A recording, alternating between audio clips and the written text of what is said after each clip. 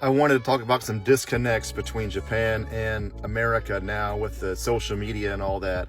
Before I started talking about elder millennial stuff in detail, and that one video that, you know, sort of blew up for me, got over 100,000 views. Thanks to everybody for that one. But man, there's some things now on social media that are insane as far as Japan is concerned. Hopefully this won't get banned or anything, but ahegao, this is like a thing in adult videos. I don't know where this comes from, man. Like, this is like some anime thing, and I don't think this is not a part of Japanese culture at all, man. I don't know what's going on with that.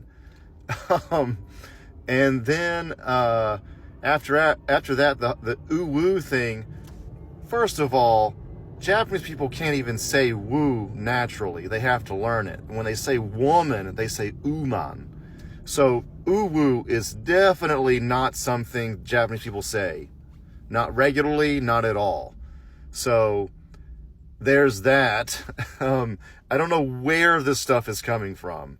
It just comes off as like a kind of gaijin perception of Japan these days, and it's just, there's something off about it. The other thing is,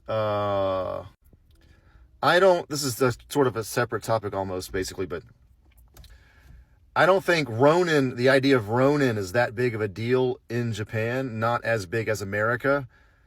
I've even met Japanese people that don't even know what the historical Ronin is. There's something called Roninsei, which is a student that's like a Ronin student. It's essentially a student that has graduated and doesn't have a school to go to yet. You know, they're masterless.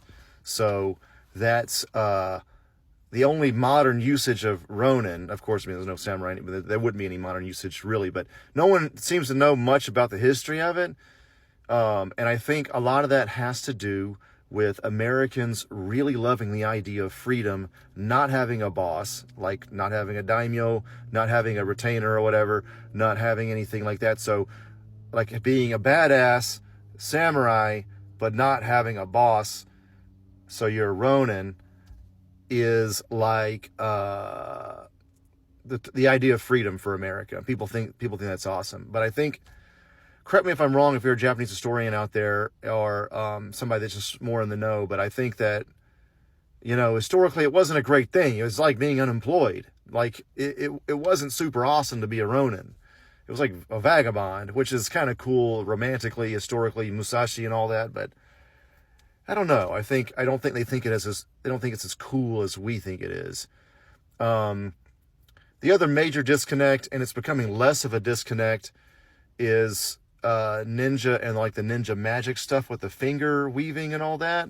That has become big via Naruto. Before Naruto, I don't think Americans really knew about that much at all, unless you were like really into that kind of stuff. But I feel like people in Japan, when you say the word ninja, they'll do that finger stuff first, like for fun. And any kind of sneaking around or magic or anything like that comes second. Martial arts even comes second. Whereas in America, at least before Naruto, martial arts came first, and then hopefully sneaking came second. For me personally, I think the sneaking should come first, but anyway, the magic part of it was a huge deal in Japan, and it still is, and that's another kind of cultural difference there. But anyway, we'll see how this video goes. I'm not sure where this stuff is coming from. The internet just produces weird stuff, man.